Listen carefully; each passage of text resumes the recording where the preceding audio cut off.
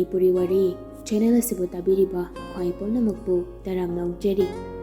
Ngasisu mahausago my Chubby Girl kungani thoisuba tangkak amo puduna lakjari.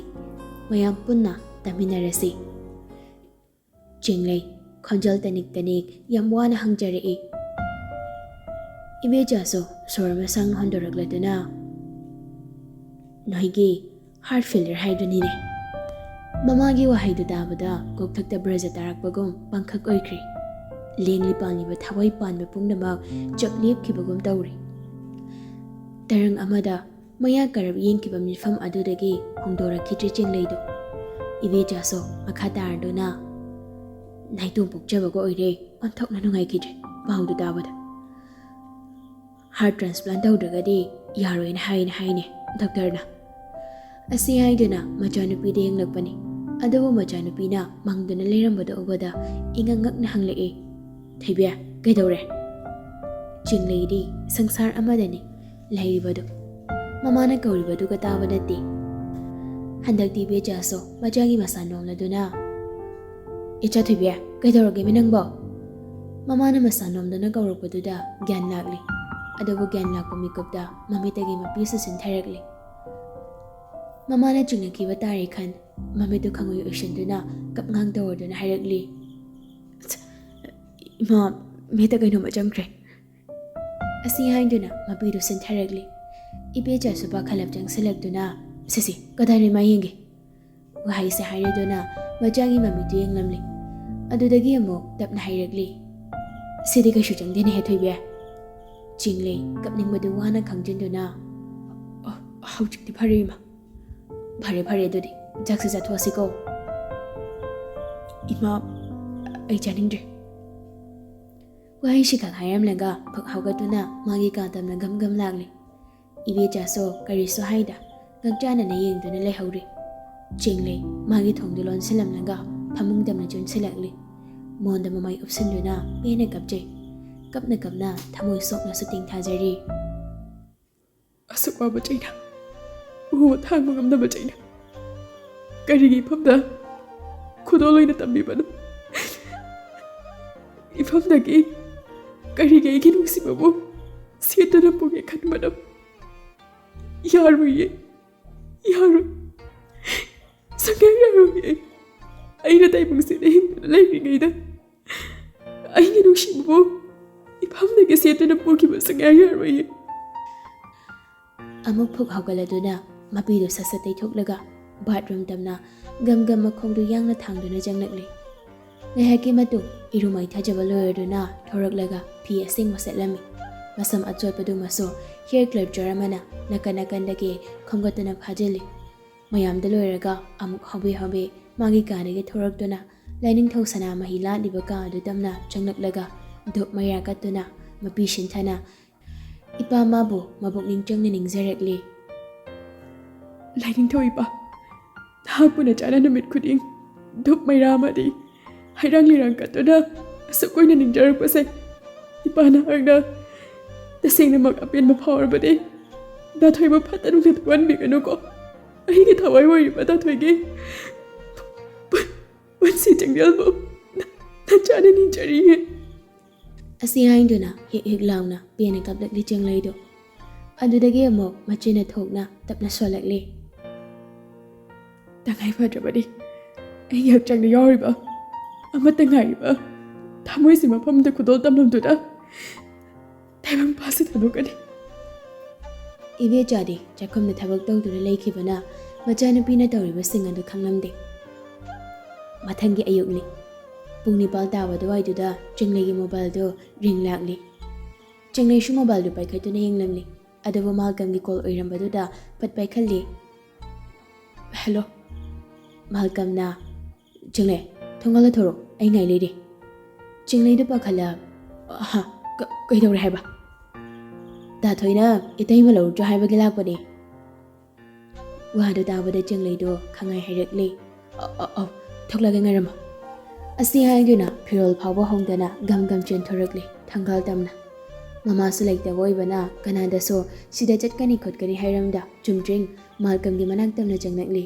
Malcolm so sat hairakli. Dongo Chinglei pantade Magamgi maning de setong khali gari tu thau haurakli Magamna gari thauna thauna Kodorge taima namin ka do pomi do ba Chinglei wadu samjilakli Hauji chale hospital na dro ai chingsangi maramda imana haibadagi loina khangli Adamna hek hairaklavadudadi Magamsu wangang phom khangdri ik ata orduna hairakli Khona hairakadabaso dathoina nangoda magi ngaramda kupna khanganganun haimembadagi hairakidabani Ani do wama khata nandri adawa jingnegi mamitagi mapi sintha baliptri Ngahaki matung hospital yorduna ani do chingsangi manaktamna changnakli Hawjikti ICU da sulaitri chingsangi yajitka yahenbaga makhoi ahumdo awawa ngahak doirabaso kaukthoknaba haiduna nok wari sanaraga leirami yahenbadu nokmi nasinabase onthokna haikraboyeda chingsang sa nokledana nangdana te haiba aiso hai haibadu ulibani yaijetna warida noigi warida chingsang sa phat khamlakle bakti bonak nasakmangna khara fajaradi phai asi haiduna tapna noklakli tanjaduda thonglomdagi tanik laba khonjal amana Dathoi Chingsang khonjal du tabada noklambadu jableplaga khangai hairei Angamaja Asi haiduna thonglomda sating thorakli uri mamit mamai ipom pom piroina ba mit ingaloina lepli mangi thawaibo Magamna laujangasi Asi haiduna mangthaduna chatba hauri Chinglei tungdu inarakli yaijit nokfita orduna Chinglei uda kuiri hai Yuhen banoina tap ogladuna tha phadi kainu Chinglei nokningdraba sonoksina duna Atuni haise Magamna Adudi ekhoi mabana tholasila hoi mai tha basa Yuhen badu mamit kadu phakchenduna nangdi thadre he Yaijit na Ai yari law mafamsa hospital ni ko Asi hairamduna mana mangthaduna gam thoki Ani dusho chatuna yajit ki matung inakri Mayam du thokrabada chingsang na tapna nungsina Chinglei bu kawrakli Angamaja Kai haigan Chingsang nokfit ka tawarduna Haima kayino nang napiriba Nang nabagi Asi hainduna mapisan tharakli Chingsang nokmi phamungduda makona pop tharduna Sida pamalaw sa ngamaja Chinglei so tapna changsanuna phamung machi duda phamthei Chingsang tapna monghanda Aise naina namna na handawri ko Say kapodo Asi hainduna sintharakliba Chinglei mapidubo makhotuna daithokpiragli Chinglei adumang piri tawarduna Ai nang nungsi Handakti Chingsang sordo sang honduraklaga tapna hairakli Angamaja Ibani Maruk oina loinarasiba Wahai matikto hainaba hotnabada yamna wangkibani maha Miludagi sintharake tawriba lamhenba pirangadobo phajinaba hotnabada tasingna wangkibani Chingsangi wahaiduda Chinglei mamit manai jojona chingsangda ngakni yengli Manglanda phawba hairakani khalludaba wahai ama ngasi magi thawai oiriba nungsiba mana taibangda hairabada Chinglei thamoidi lokhatpa yadana kairi adubu matin kut yothaduna wakhaldu khantharakpa mikuptadi wahaidu hairakli maram khangnakli adudagi thawai sasadana khangai hairakli ngamdre Thina cheirakadra nganglakadra khalobani adugi ona tainana angang manu maong tawrakpaduda nukninga pharukli chingsangdo adubu manokti Chinglei shu makhata arduna atai lairi donor fanglaba hanglakani thajarudraba wahang ama Chinglei na hanglakpaduda chingsangdi ingangakri nungaidaba kaya sa phaurakli adubu karishu tawdaba saduna noksinarduna kaiga donor na haise Nangina jadi Aigo yoga Chinglei piri hairakpa matangduda chingsang nungai jadi adabu nungai dabadu lolsinduna maithongda momo noktuna hairaklami Haima amuk piri ne nati aidu chumna samnabani ado ꯍꯧꯖꯤꯛꯇꯤ ꯅꯥꯕꯁꯨ ꯐꯔꯦ ꯍꯟꯗꯛꯇꯤ ꯆꯤꯡꯂꯩꯗꯣ ꯃꯃꯤꯠꯇꯒꯤ ꯃꯄꯤ ꯁꯤꯟꯊꯔꯛꯂꯤ ꯁꯧꯔꯪꯅꯅ ꯍꯥꯏꯔꯛꯂꯤ ꯌꯥꯔꯦ ꯂꯣꯏ ꯈꯪꯉꯤ ꯑꯩꯈꯣꯏ ꯏꯃꯥꯅ ꯇꯝꯕꯗꯩ ꯋꯥꯍꯩꯗꯨꯗ ꯅꯣꯛꯂꯝꯕ ꯆꯤꯡꯁꯪꯁꯨ ꯃꯥꯏꯊꯣꯡ ꯈꯪꯍꯟ ꯍꯟꯖꯤꯟꯈꯤꯗꯨꯅ ꯇꯞꯅ ꯃꯄꯤꯔ ꯆꯦꯅ ꯌꯥꯝꯅ ꯋꯥꯅ ꯈꯣꯟꯖꯦꯜ ꯇꯅꯤꯛ ꯇꯅꯤꯛꯂꯗꯨꯅ ꯑꯗꯨ ꯈꯪꯂꯗꯤ ꯑꯩꯒꯤ ꯋꯥꯈꯜ ꯊꯥꯗꯣꯛ ꯆꯤꯡꯂꯩꯁꯨ ꯁꯥꯎꯅ ꯈꯣꯟꯖꯦꯜꯗꯤ ꯍꯧꯗ ꯊꯥꯗꯣꯛꯀꯅꯤ ꯑꯩ ꯁꯣꯏꯗꯅ ꯅꯪꯒꯤ ꯋꯥꯈꯜ ꯊꯥꯗꯣꯛꯀꯅꯤ ꯆꯤꯡꯁꯪ ꯊꯃꯣꯏꯗꯗꯤ ꯃꯆꯦꯠ ꯇꯥꯅ ꯀꯥꯏꯔꯤ ꯃꯁꯥꯅ ꯃꯁꯥꯕꯨ ꯋꯥꯔꯧꯕ ꯐꯥꯎꯖꯔꯤ ꯑꯗꯨꯕꯨ ꯊꯃꯣꯏꯗꯣ ꯀꯟꯁꯤꯟꯗꯨꯅ ꯇꯞꯅ ꯆꯝꯅ ꯍꯥꯏꯗꯨꯅ ꯄꯥꯎꯈꯨꯝ ꯄꯤꯔꯛꯂꯤ ꯆꯤꯡꯂꯩꯗꯤ ꯑꯗꯨꯃꯛ ꯃꯈꯥ ꯇꯥꯔꯤ ꯑꯗꯨꯕꯨ ꯗꯥꯊꯣꯏꯒꯤ ꯋꯥꯈꯜ ꯊꯥꯗꯣꯛꯇ꯭ꯔꯤꯉꯩꯗ ꯑꯩꯅ ꯍꯥꯏꯕ ꯑꯃꯁꯨ ꯗꯥꯊꯣꯏꯅ ꯌꯥꯗꯕ ꯑꯁꯤ ꯍꯥꯏꯗꯨꯅ ꯃꯄꯤ ꯁꯤꯟꯊꯔꯛꯂꯤ ꯆꯤꯡꯁꯪ ꯋꯥꯈꯜꯗꯨ ꯈꯟꯖꯅꯩ ꯀꯔꯤꯕꯨ ꯍꯥꯏꯔꯛꯀꯅꯤ ꯈꯟ ꯑꯗꯨꯕꯨ ꯆꯨꯝꯅ ꯈꯨꯝꯂꯛꯂꯤ ꯍꯥꯏꯌꯨ ꯌꯥꯅꯤ ꯍꯥꯟꯅ ꯍꯥꯏꯕꯤꯌꯨ ꯍꯣꯏ ꯌꯥꯒꯦ ꯍꯟꯗꯛꯇꯤ ꯆꯤꯡꯂꯩꯗꯣ ꯈꯣꯟꯖꯦꯜ ꯇꯅꯤꯛ ꯇꯅꯤ ꯅꯨꯡꯁꯤꯕꯅ ꯃꯤꯔꯥꯏꯕꯤꯔꯕꯤ ꯑꯩꯅ ꯗꯥꯊꯣꯏꯒꯤ ꯗꯣꯅꯔ ꯑꯣꯏꯖꯔꯝꯒꯦ ꯃꯗꯨꯗꯇ ꯑꯩꯅ ꯗꯥꯊꯣꯏꯒꯤ ꯋꯥꯈꯜ ꯀꯥꯎꯊꯣꯛꯄ ꯉꯝꯅꯤꯌꯦ ꯑꯁꯤ ꯍꯥꯏꯗꯨꯅ ꯍꯤꯛ ꯍꯤꯛ ꯂꯥꯎꯅ ꯀꯞꯂꯛꯂꯤ ꯆꯤꯡꯂꯩꯅ ꯍꯥꯏꯔꯛꯂꯤꯕ ꯋꯥꯍꯩꯗꯨ ꯇꯥꯕꯗ ꯆꯤꯡꯁꯥꯡ ꯊꯃꯣꯏꯗ ꯑꯄꯦꯟꯕ ꯐꯥꯎꯏ ꯃꯁꯤ ꯑꯇꯩ ꯃꯔꯝꯒꯤ ꯑꯃꯠꯇ ꯅꯠꯇꯦ ꯆꯤꯡꯂꯩꯅ ꯃꯥꯕꯨ ꯀꯌꯥꯒꯤ ꯃꯇꯤꯛ ꯊꯃꯣꯏ ꯁꯦꯡꯅ ꯅꯨꯡꯁꯤꯖꯩ ꯍꯥꯏꯕ ꯈꯪꯕꯒꯤꯅꯤ ꯑꯗꯨꯕꯨ ꯊꯃꯣꯏꯒꯤ ꯑꯄꯦꯟꯕ ꯅꯨꯡꯉꯥꯏꯕ ꯄꯨꯝꯅꯃꯛ ꯂꯣꯠꯁꯤꯟꯈꯤꯗꯨꯅ ꯆꯤꯡꯂꯩꯗ ꯆꯩꯔꯛꯂꯤ ꯑꯗꯨ ꯋꯥꯈꯜ ꯌꯥꯎꯗ꯭ꯔꯤꯕ ꯀꯔꯤꯒꯤꯅꯣ ꯑꯩꯒꯤꯗꯃꯛꯇ ꯅꯪꯒꯤ ꯄꯨꯟꯁꯤꯗꯨꯕꯨ ꯃꯥꯡꯍꯟꯒꯦ ꯈꯟꯒꯅꯣ ꯆꯤꯡꯂꯩꯗꯨ ꯀꯞꯅ ꯀꯞꯅ ꯌꯥꯎꯗꯤꯌꯦ ꯑꯩꯗꯤ ꯋꯥꯈꯜ ꯌꯥꯎꯗꯕꯤꯅꯤ ꯇꯟꯖꯥꯗꯨꯗ ꯍꯦꯃꯥꯕꯇꯤꯗꯨ ꯍꯔꯥꯎꯅ ꯆꯤꯟꯆꯠ ꯇꯧꯗꯨꯅ ꯂꯥꯛꯂꯤ ꯑꯅꯤꯗꯨꯁꯨ ꯃꯃꯥ ꯂꯥꯛꯄ ꯎꯕꯗ ꯍꯥꯟꯅ ꯂꯩꯔꯝꯕ ꯁꯛꯐꯝꯗꯒꯤ ꯁꯠ ꯍꯟꯗꯣꯛꯅꯗꯨꯅ ꯀꯔꯤꯁꯨ ꯇꯧꯗꯕ ꯑꯃꯒꯨꯝ ꯇꯨꯃꯤꯟ ꯇꯨꯃꯤꯟ ꯂꯩ ꯍꯦꯃꯥꯕꯇꯤꯗꯨ ꯍꯔꯥꯎꯅ ꯏꯆꯥꯊꯣꯏꯒꯤ ꯗꯣꯅꯔ ꯐꯪꯂꯦꯗꯅ ꯋꯥꯍꯩꯗꯨ ꯇꯥꯕꯗ ꯆꯤꯡꯁꯪꯒ ꯆꯤꯡꯂꯩꯒꯁꯨ ꯍꯔꯥꯎꯅ ꯅꯣꯛꯐꯦꯠ ꯇꯧꯔꯛꯂꯤ ꯑꯗꯨꯕꯨ ꯆꯤꯡꯁꯪꯗꯤ ꯅꯨꯡꯉꯥꯏꯇꯕꯁꯨ ꯑꯃꯨꯛ ꯐꯥꯎꯖꯩ ꯃꯔꯝꯗꯤ ꯃꯥꯒꯤꯗꯃꯛꯇ ꯃꯤꯑꯣꯏ ꯑꯃꯒꯤ ꯄꯨꯟꯁꯤ ꯃꯥꯡꯕꯁꯨ ꯃꯥꯅ ꯄꯥꯝꯗꯦ ꯆꯤꯡꯂꯩꯅ ꯈꯪꯅꯤꯡꯅ ꯃꯃꯥ ꯗꯣꯅꯔꯗꯨ ꯀꯗꯥꯏꯗꯩꯅꯣ ꯀꯅꯥꯅꯣ ꯗꯣꯛꯇꯔꯅ ꯍꯥꯏꯕꯗꯗꯤ ꯀꯣꯟꯅ ꯁꯔꯖꯔꯤ ꯂꯣꯏꯔꯒ ꯍꯥꯏꯕꯤꯌꯨ ꯍꯥꯏꯔꯛꯏꯅ ꯍꯥꯏꯅꯦ ꯋꯥꯗꯨ ꯇꯥꯕꯗ ꯆꯤꯡꯁꯪꯗꯣ ꯉꯛꯂꯞꯅ ꯀꯩꯒꯤꯅꯣ ꯍꯥꯏꯁꯦ ꯏꯃꯥꯗꯨꯗꯤ ꯑꯀꯨꯞꯄ ꯃꯔꯣꯜꯗꯤꯅꯦ ꯀꯣꯟꯅ ꯊꯕꯛ ꯄꯨꯝꯅꯃꯛ ꯂꯣꯏꯔꯒ ꯈꯪꯍꯟꯖꯒꯦ ꯍꯥꯏꯔꯤꯌꯦ ꯆꯤꯡꯁꯪꯗꯨ ꯇꯞꯅ ꯅꯨꯡꯉꯥꯏꯇꯅ ꯑꯩꯒꯤꯗꯃꯛꯇ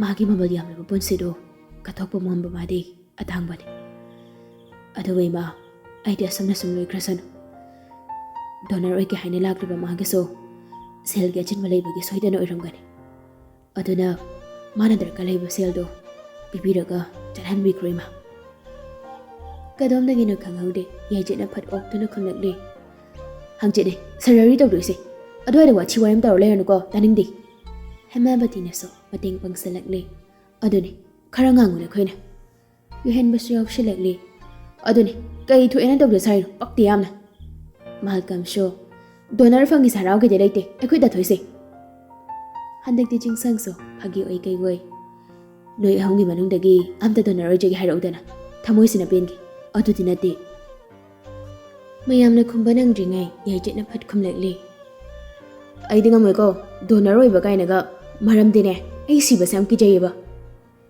ꯌꯥꯏꯖꯦꯠꯀꯤ ꯋꯥꯍꯩꯗꯨꯗ ꯋꯥꯔꯤ ꯈꯪꯕ ꯃꯥꯜꯀꯝꯒ ꯌꯨꯍꯦꯟꯕꯒꯗꯤ ꯊꯃꯣꯏꯗ ꯅꯨꯡꯉꯥꯏꯇꯕꯗꯣ ꯃꯩꯊꯣꯡꯗ ꯇꯥꯔꯛꯇꯅꯕ ꯍꯥꯏꯗꯨꯅ ꯀꯟꯅ ꯍꯣꯠꯅꯔꯤ ꯆꯤꯡꯁꯪꯁꯨ ꯌꯥꯏꯖꯦꯠꯇ ꯐꯠ ꯑꯣꯟꯁꯤꯟꯗꯨꯅ ꯅꯪꯅꯕꯨ ꯑꯩꯒꯤ ꯗꯣꯅꯔ ꯑꯣꯏꯅꯤ ꯀꯥꯏ ꯍꯥꯏꯗꯤꯅꯦ ꯑꯩꯁꯨ ꯃꯪꯗ ꯐꯥꯎꯕ ꯃꯪꯗꯦꯗ ꯑꯁ ꯌꯥꯔꯦ ꯑꯅꯥꯕꯅꯦ ꯍꯥꯏꯔꯗꯤ ꯈꯔ ꯂꯦꯝꯊꯣꯛꯀꯦ ꯂꯩꯇꯦ ꯈꯗꯥꯡ ꯊꯥꯗꯔꯒ ꯑꯗꯨꯝ ꯂꯩꯅꯦ ꯌꯨꯍꯦꯟꯕꯒꯤ ꯋꯥꯗꯨꯗ ꯆꯤꯡꯂꯩꯅꯁꯨ ꯋꯥ ꯄꯥꯡꯁꯤꯜꯂꯛꯂꯤ ꯑꯗꯨꯅꯤ ꯑꯅꯥꯕ ꯃꯤꯕꯨ ꯃꯥꯟꯗ꯭ꯔꯦ ꯉꯁꯥꯏꯗꯒꯤ ꯋꯥꯔꯤ ꯇꯥꯔꯤꯕ ꯀꯟꯍꯟ ꯀꯨꯃꯥꯔꯁꯨ ꯅꯣꯛꯃꯤ ꯅꯣꯛꯃꯤ ꯇꯧꯔꯗꯨꯅ ꯏꯆꯥꯁꯤꯡꯅ ꯍꯦꯛ ꯉꯥꯡꯕꯁꯤ ꯃꯥꯕꯥ ꯍꯦꯃꯥꯕꯇꯤꯅ ꯑꯗꯨ ꯑꯗꯥ ꯈꯪꯗꯦꯀꯣ ꯏꯃꯥꯗꯤ ꯅꯈꯣꯏꯒꯤ ꯃꯔꯨꯞꯁꯤꯅꯅꯦ ꯅꯥꯕ ꯍꯦꯛ ꯐꯕꯒ ꯅꯣꯏ ꯃꯌꯥꯝ ꯍꯧ ꯍꯧ ꯇꯧꯗꯅ ꯆꯥꯛꯀ ꯆꯥꯗꯧꯔꯤꯕꯅꯤ ꯀꯣꯏꯕꯒ ꯆꯠꯍꯟꯗꯧꯔꯤꯕꯅꯤ ꯌꯨꯍꯦꯟꯕꯗꯨ ꯁꯨꯛꯂꯗꯨꯅ ꯆꯥꯛꯇꯤ ꯑꯗꯨꯝ ꯆꯥ ꯂꯩꯔꯗꯨꯗꯤ ꯅꯍꯥꯟꯈꯩꯁꯨ ꯍꯦꯃꯥꯕꯇꯤꯗꯨ ꯅꯣꯛꯂꯗꯨꯅ ꯍꯟꯗꯛꯀꯤꯁꯤꯅꯅꯦ ꯏꯃꯥꯅ ꯊꯣꯡꯂꯒ ꯄꯤꯖꯗꯣꯏꯕ ꯀꯟꯍꯟ ꯀꯨꯃꯥꯔꯁꯨ ꯅꯣꯛꯃꯤ ꯅꯣꯛꯃꯤ Nachada naba farakisanu Mama mapagi mataudu uraga Yaijid mabukning tumin sonjari. Ima babagi harau nungai bagi minoksi. Jingsang na later hodi. Pumna mangki gani hai basi khangladuna. Nachai na kalamabani ko. Mama mapagi mataududa jingsang tapna. Ma, ba, yare ba, mapam simlade. Mama mapa oiriba anido machana dum hairakpaduda tumin lainakri. Jinglay sho matom tumin murum sholi. Anabe amandi nasinari rasu khangge dawishi. Jinglay giwado jingsang sa tahawada mamit to pay ning lai.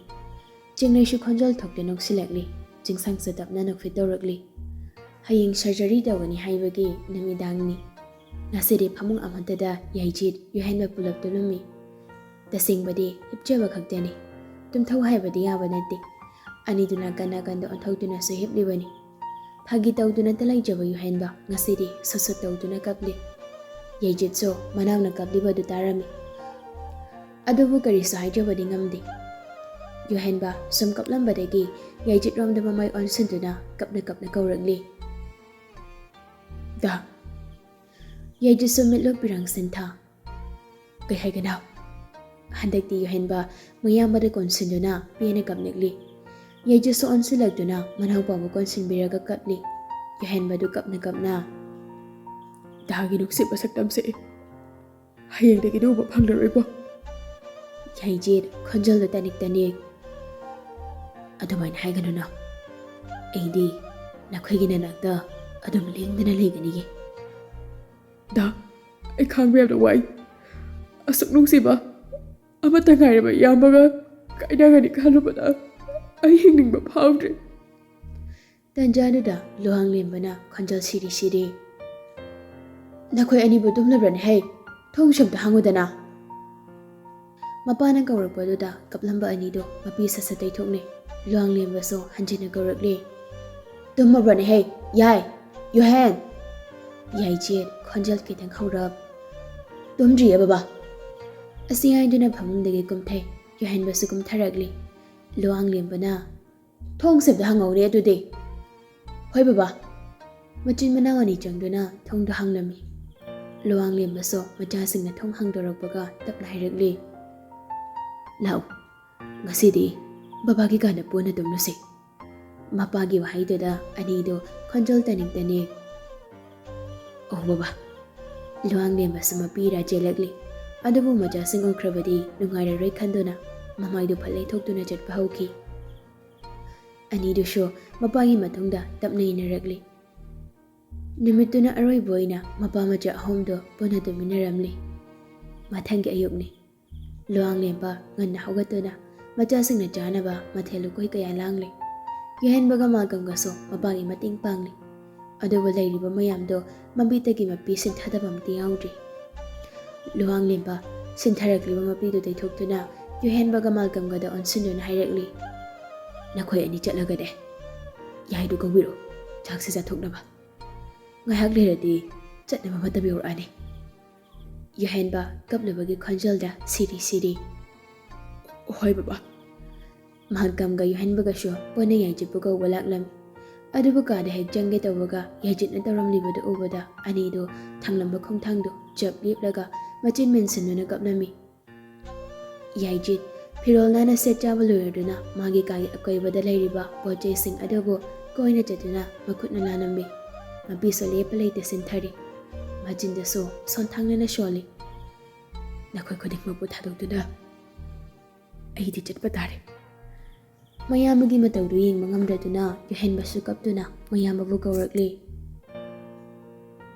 Da. Yaijid konjal da dawada sinthari ba mapido satay thoklaga nukfitang non thoraktuna kamnagli. Hawo. Malkam shu kaptuna. Yai. Malkam amada Yuhen bado amuktada jinsilagduna Yaijid pa konsilani. Yaijid su anida ba konsinbiragli.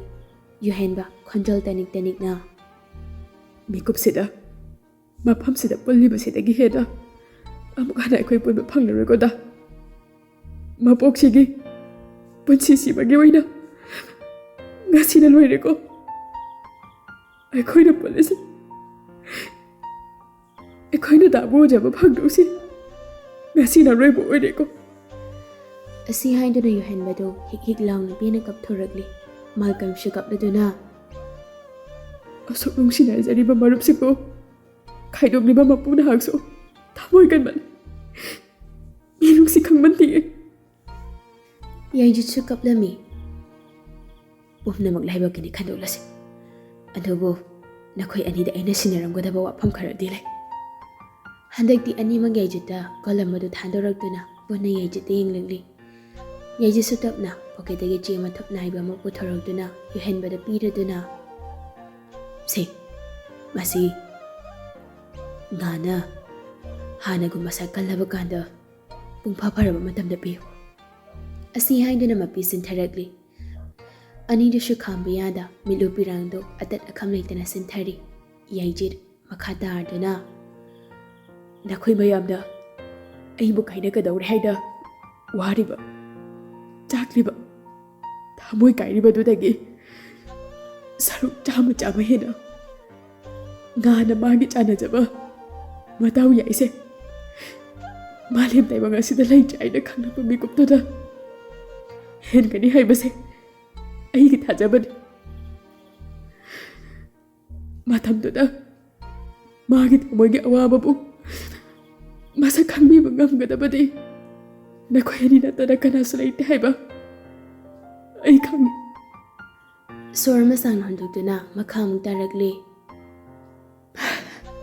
ꯍꯣꯏ ꯆꯤꯡꯂꯩꯅ ꯉꯝꯈꯤꯕꯗꯤ ꯌꯥꯏ ꯑꯗꯨꯕꯨ ꯁꯤꯗꯤ ꯃꯔꯨꯞꯀꯤ ꯅꯨꯡꯁꯤꯅꯕꯒꯤ ꯃꯤꯠꯌꯦꯡꯗ ꯌꯦꯡꯂꯛꯄꯅꯤ ꯑꯁꯦꯡꯕ ꯃꯔꯨꯞꯀꯤ ꯃꯔꯤꯅꯤ ꯑꯗꯨꯅ ꯅꯈꯣꯏ ꯑꯅꯤꯗ ꯑꯩꯅ ꯋꯥꯐꯝꯁꯦ ꯁꯤꯟꯅꯔꯝꯕꯅꯤ ꯉꯥꯅ ꯑꯩꯕꯨ ꯀꯥꯏꯅꯕꯒꯤ ꯊꯃꯣꯏ ꯀꯥꯏꯅ ꯀꯞꯄ ꯅꯨꯡꯉꯥꯏꯇꯕ ꯑꯋꯥꯕ ꯅꯤꯡꯉꯝꯗꯕ ꯀꯌꯥ ꯐꯥꯎꯕꯗꯅꯤ ꯅꯈꯣꯏ ꯑꯅꯤ ꯆꯪꯗꯨꯅ ꯃꯥꯕꯨ ꯊꯦꯝꯖꯤꯟꯕꯤꯌꯨꯀꯣ